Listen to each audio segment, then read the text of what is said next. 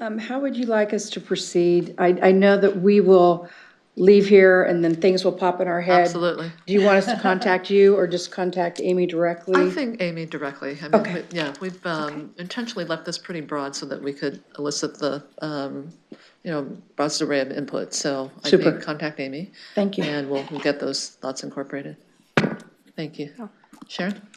And I was wondering, Amy, so given the time frame we have of, it's January now and coming back in May, for the new trustees that are coming on and their representatives, what's the plan for their orientation? Are we going to hold off? Are we going to do what we've done in the past, or for the new trustees that are coming on the board? Yes, good question. You certainly would not hold off. Not only would that put you out of compliance with your policy, but that just wouldn't be a good practice. And so we've already started looking at the components of the system orientation and looked at those with an eye towards refreshing them. So that's already underway.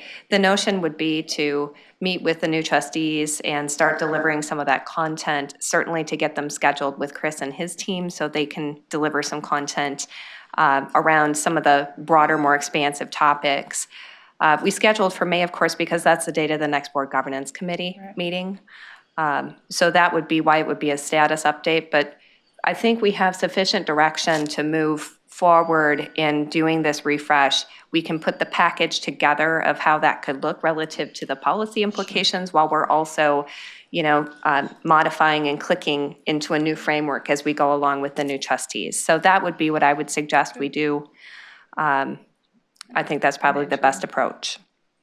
And I would just say to Karen's comments earlier, one of the things I found helpful is in our conversation today with the investment committee, Chris and his team has put together a pretty, extensive history of kind of investments at CalSTRS. And I think that's, to me, an example of kind of getting trustees up to speed. I know for me, rereading it, it was like, oh yeah, that happened. And Yeah. So I think for even, for new trustees, but also, seasoned board members, I think that's an example where staff tries to kind of orient and refresh us. And it was really helpful rereading that item and just kind of going, This is where we've been, this is where we're headed. So I think staff is pretty responsive so I think that's an example of where we're doing onboarding within the context of our board meetings too. Exactly. And yes, and I had reviewed those materials that you'll be receiving later today in the investment committee. And those are the exact types of topics that would be really important to share as, to contextualize all of the big items, the big ticket items, and how things have evolved over time. So those materials will become critical in developing new content and shaping those new interactions with trustees as we go forward. Great, thank you, Amy. I also think that in this period of time between now and May, and I think we do this to some extent, but we'll be formalizing it, and that is this whole concept of self-assessment. I think we each know for ourselves, what our particular needs are and where we might want to have additional orientation or resources available to us. So that will continue, obviously. I see someone who's been anxiously waiting to address this committee on this topic. So to have a public speaker on this, let me turn to him at this point. Thank you. Ed Folia, CTA, NEA, retired. I am very impressed with all what you have put here. And I've also, over the years, been very impressed with the quality of representation we have on the board, and especially with the constitutional officers actually being here, which in the years past, you never saw them. In each case, each one of you represent a constituency. And one of the things that I'm not seeing here is there's no education on how do you deal with constituencies, or how do you report back or keep in contact. You really should have a component here of how do you go about being in contact with the people that you represent. It's very important because we do some of that already. And we do a great job in keeping contact, like with the Client Advisory Committee, with staff, but we're not dealing with board members. And when Dana was at our CTA State Council meeting, she had great visibility. People were happy to see her, and there was a connection with the people there to CalSTRS, okay? So some way, maybe we can incorporate how do we deal with constituencies, whether you're a constitutional officer who cannot make a meeting and you have a representative, what's their responsibility to report to the constitutional officer? So there's many aspects of this. You know, we have 3 members that are appointed by the governor. Who are they supposed to report to? Who are they accountable to? You know, are they just here freelancing? And so I just think that we need to have some discussion around that, and maybe it may, I think that's your next report, maybe there's a component there dealing with this. Thank you very much. Yeah, I think it's a great suggestion, actually. I think we did miss that in thinking through this, and I think we do need to incorporate that in. And Dana's also talked about with the board about, we're going to look at the calendar a little bit later tomorrow, and we've talked about allowing a little more time for board members to be a part of the client advisory group. That's always been a problem, having that constituent group meeting concurrently with the investment committee, and then no board members can attend. So we're trying to loosen up the calendar a little bit so that there is more board member interaction with you. So terrific comments. I totally embrace what you're saying. And you're doing some of that already. I mean, that's not a question that you're not doing it. I just think that it needs to be codified. Yeah, I think that's a great point. So Amy, perhaps on that, and it speaks to something Nora raised earlier, and that is, you know, we are here representing different constituencies, so might that be an expansion of how we elaborate upon our trustee roles and responsibilities? Yeah, Yes. Thanks. great. Treasurer Ma? His point, thank you very much for bringing that up. You know, many of us have a newsletter when we're in office, and we will continue to do that. And I don't know if there is a monthly newsletter that you put out or some sort of link that you want us to send out either by social media, Facebook, you know, however we can get out to inform our constituents of what's going on here. Yes, great comment. Actually, we started, maybe a year ago was, because although we've got key representatives here from our stakeholder community, there's so many that can't physically be here or listening on the internet. So as soon as this meeting is over, we do generate a newsletter specific to your decisions or the high profile issues. And then we hope to push it as far as we can. So we will share that for sure. Hopefully, maybe we can put that into some of your channels as well. Okay. Yeah.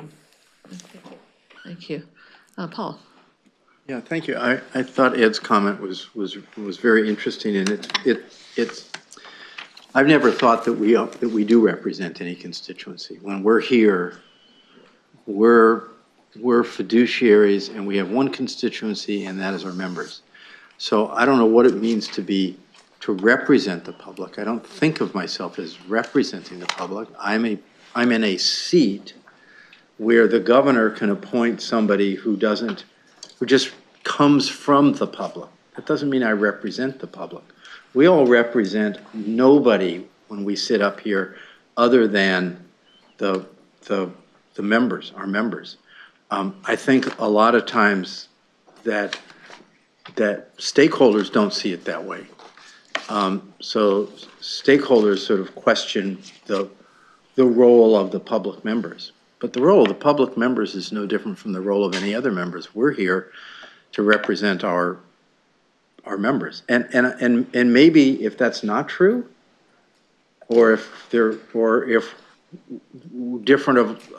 some of the members think differently, we should understand that, because I know that Nora struggles with what does it mean to be a representative of the school districts, and the question is she representing the school districts, or is she just in a seat that has to be occupied by somebody who is from a school district? And that would be a good thing, I think, for us to discuss too, and have some clarity on.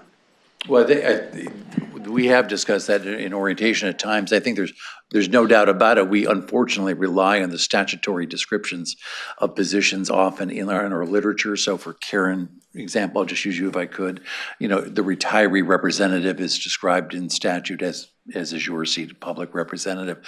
And then those labels get brought into materials to describe who's the board made up of. Well, it's a elected school official, it's elected board member, appointed retiree. And you're absolutely right. That's a different matter than walking into the boardroom and who you represent. And actually, it was Nancy that when we started this orientation years ago that just said adamantly, do not ever call yourself the retiree representative. She said that it sends off the wrong connotations to the organization. Nora represents the retirees just as much as Karen does here. And there's no doubt from a fiduciary's perspective, you're all equal, you all have the same responsibilities, the titles go away.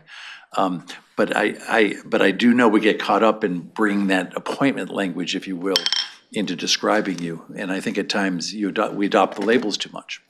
And as does our audience at times. Yeah, very fair. Yeah.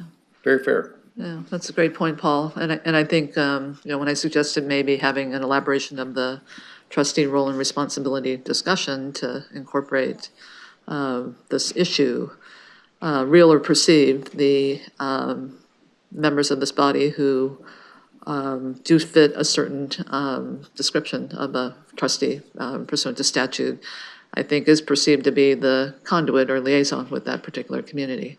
And all I'm suggesting is that perhaps that can be a point of contact to continue to do system-wide communications back to that constituency. It's not to say that you're going to develop a different set of, communication points to them, but I think there's an expectation that retirees are going to hear from Karen and that others are going to be hearing from the other elected members here. Okay. Great, thank you. Oh, I'm sorry. Hi, please. Greetings. I'm Irene. Excuse me. I'm Irene Wetzel. I'm serving as the president of CalRTA, which is California Retired Teachers Association. And I must say, I have, for the short time that I've visited this board, over a decade or so, it is impressive how it has evolved. It is just, you are a very unique group in your discussions, in your listening, and your openness, and you serve actually as a model to all the organizations that are related to CalSTRS. And your mission is really well established in all that you do, and I appreciate the dialogue that I've heard you say. And as far as constituents, it has evolved to new services, and I believe I support this previous statements. I mean, I see that this kind of attention to our members who you are serving, once they're retired, it's a whole new ballpark. So keeping focus on both those that are going to retire and those who are currently retired is a real challenge, and you do it well. So thank you and move forward. Thank you, Irene. All right, other comments, members, on this item? Hearing none. Thank you. Thank you, Amy, very much for the Thank you, Madam robust discussion. We'll now move on to our next item, which is item 4 on the agenda. This relates to our board policy manual and some proposed policy revisions, and we'll have Jill Lukens come forward. Good morning. Good morning, members of the committee, Madam Chair. As Jill gets settled in, I do want to let you know that the last time Jill addressed you, she was senior counsel for our Ethics and Compliance Unit.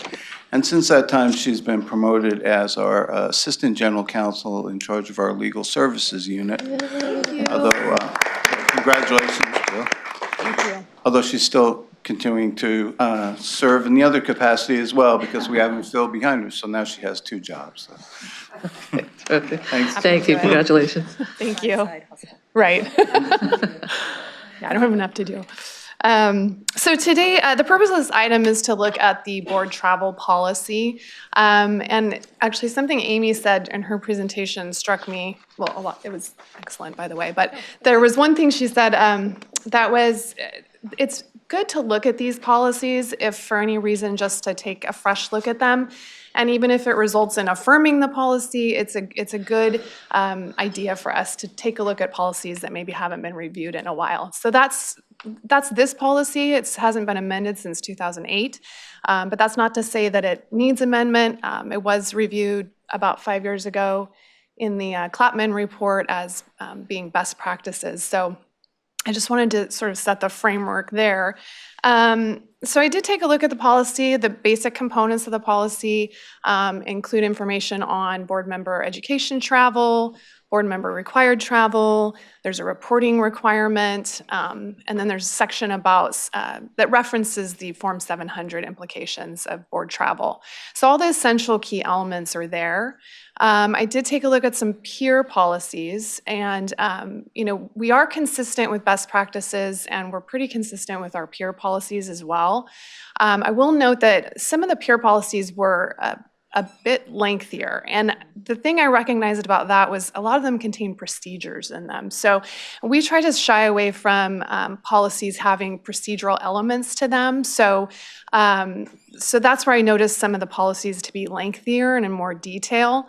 I did note some of the some key differences, or not differences, some key enhancements that some of the other policies had. Some policies had more robust language about third-party payments for travel, which is actually addressed in FPPC regulations, and again, that's referenced in your policy. Some of them had more, again, like I said, more procedural elements, so just additional information.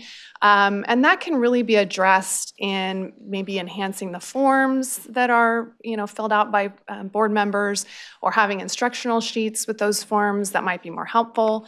And touching on the previous item, maybe some trustee orientation training on travel, just to give an idea about what is involved in that procedure-wise. There are some policies differentiated between in-state and out-of-state travel, and again, those are all, most of what we do with regard to travel is really largely governed by state law and regulations. So there's, as far as that goes, there has been some recent development with the government code regarding certain travel banned states.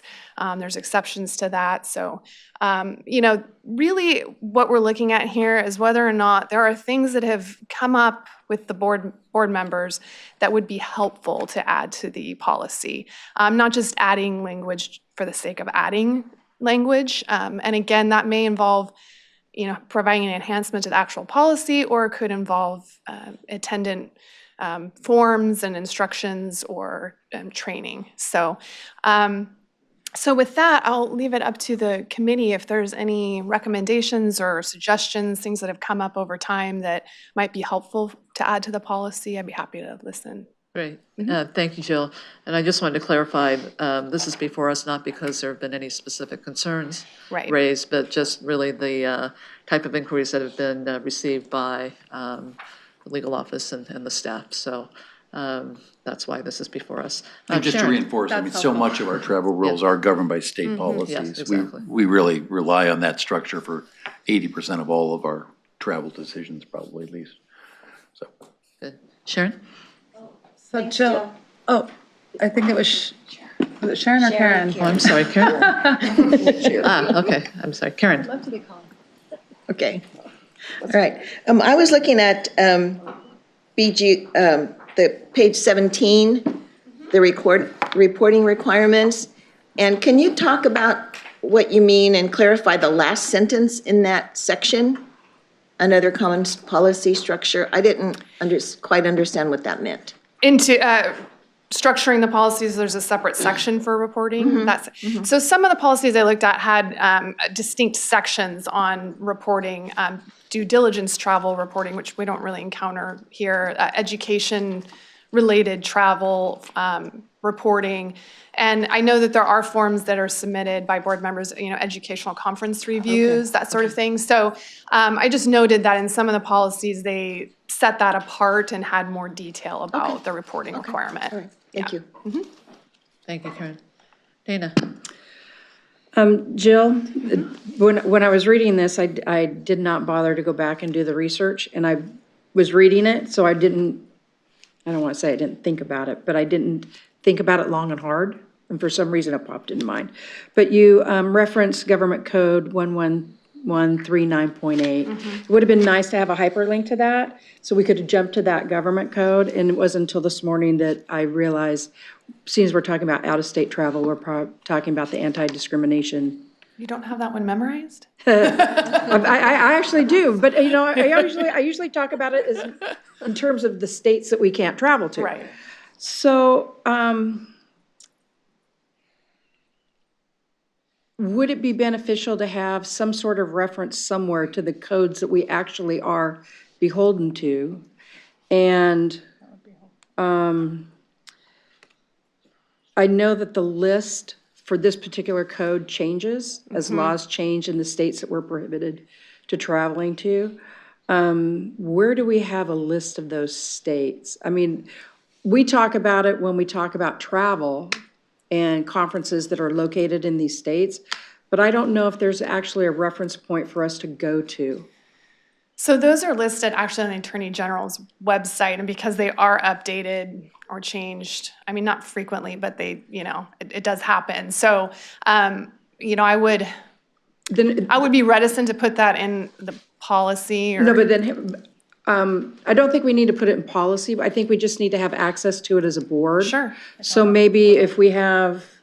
We can add that to your website, maybe. Yeah, and if there was the codes that were on, that we are beholden to, just hyperlink to the sites and things like that. Yeah, and there's certain policy structures, we don't usually do this in the board policy manual, but a lot of policies have a reference section so that, the attendant state statutes are listed so that they're accessible, and relatable to that particular policy. So if that's something that would be helpful to board members, then we can do that, or we can put, again, sort of a reference sheet on your board website. So. Yeah, I think probably, I think the board website's a great place. Because so much of this is governed by state policy that I think that these are kind of the special circumstance type things, so. Okay, that'd be great. Thank you, Dana, great question. Sharon? And I was wondering if I can add to that, just, is there a way, is it asking too much to kind of, instead of, we could have a hyperlink to the code, but on our website, could you maybe just have a paragraph that says, as of These are the states. this date, here's, here are the states that we can't, because sometimes you look through these the codes and it's pretty heavy, dense. So if you could maybe even give us a Cliff Note version of the code on the board website so that we could just quickly look at it and go, oh, this is in Tennessee, I can't go there. And then obviously notify us somehow when things change, because I'm hoping at some point these will change. These other states will change how they deal with these issues. But and then another question I had was, you had asked about, let's see, where is it? Let me find it. On BGOV 18 about the third-party offers of travel, and should we have more clear language on this? And I think it probably would be a good idea. I know for me, when you get asked to speak at something, I've learned and I've been trained well by our CEO that we don't do that. But I think it would probably be helpful just to have more clear language to be able to kind of lean on that language when people say, oh, we can take care of your expenses, to be able to have language in our policy to say, this is our policy, CalSTRS will cover my expenses. So I think having more clear language on that would be good. And then I did have input for, I know as part of our travel policy, we do the education evaluations. And this is for Danielle in the back, it'd be great to get those evaluations at the beginning of the conference that we go to, because I know once I leave, I'm onto something else. So if we get those at the beginning of the conference, then I can actually fill the evaluation out while I'm at the conference and then send it off. Does that make sense? And then have them fill out the makes cost. sense, And yeah. it's just, I don't know, it's one of those little tasks that I think it's really good that we do that for accountability for our travel, but Yeah, we'll send that out with your travel packet then. I'll yeah, check at the with beginning Jenny. would be great. I'm sure she heard that somewhere. I know she did, because she's amazing. Okay, thanks, Sharon. Dana? Danielle and I've actually talked about that. The only problem with is it's a web-based Right. submission. If you close your window, you lose everything that you've submitted. So if we're going to be reporting in real time, then we have to leave a web page open. But just as long as we know that, There you go. We'll let them figure it. or if there's a way to save it and reopen it, that just, the coding has to be done for that. But we just need to be aware of that. Great. Thank you. Great. All right. Yeah, there we go. All right, any other discussion on the policies here? Great, thank you, Jill, very much. All right, our next item is review of information requests. Scott, any? I had no RFIs. Okay, I don't either. Great, thank you. And see, we have also before us the draft agenda for the next committee meeting, which will be in May. And at this time, let me entertain this. I'm sorry. Oh, I'm sorry. I'm sorry, Madam Chair. Yeah. Did you want to bring back that, that slight revision to the policy that was requested? The language that was requested by wanna Ms. see? Hendricks, the addition? No, I think it's fine. Is that Yeah, the approval of the committee to add that to the policy? yes, that's fine. Okay. All right. Without Thank you for the objection. Good, clarification. thank you. All right, let's see, let me now open up opportunity for statements from the public. Anyone in the public wish to address the committee?